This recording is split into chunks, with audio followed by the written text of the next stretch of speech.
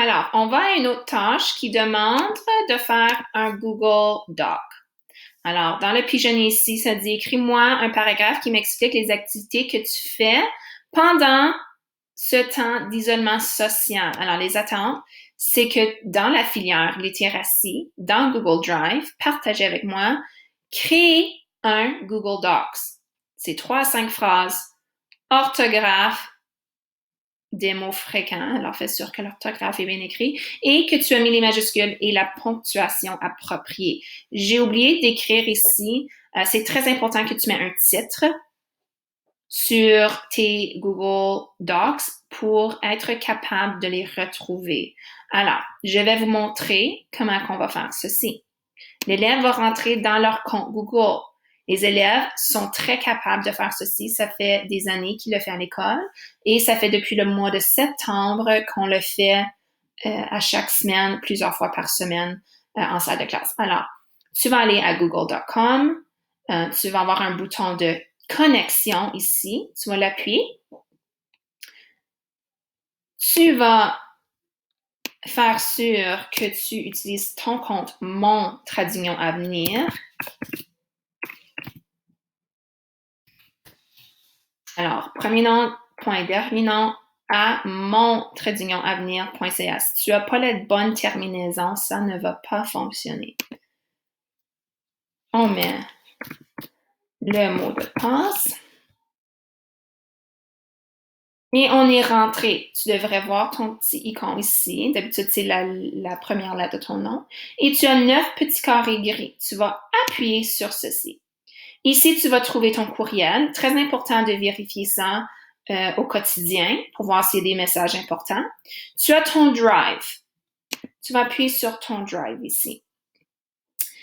Ici, tu vas voir tous tes travaux que tu as travaillé dessus et les choses que madame t'a envoyées. Mais tu vas aller ici à la gauche qui dit partager avec moi. Madame Jessica et madame Mélanie ont partagé des filières. Il y a numératie et littératie. On va souvent utiliser littératie. Madame Mélanie va ajouter sciences et études sociales. Alors, si la tâche demande d'aller faire un Google Docs en littératie, tu vas appuyer en littératie. Ici, tu vas appuyer à la droite sur ton clavier et tu vas composer un Google Docs. Tu vas créer et partager. Voici ton nouveau document. Tu vas le donner un titre. Mes activités. Et tu vas taper ton paragraphe ici. Ces fichiers que Mme Jessica et Mme Mélanie ont partagés avec les élèves sont déjà partagés avec nous. C'est-à-dire que l'élève n'a pas besoin d'appuyer partager et de le remettre quand ils ont fini.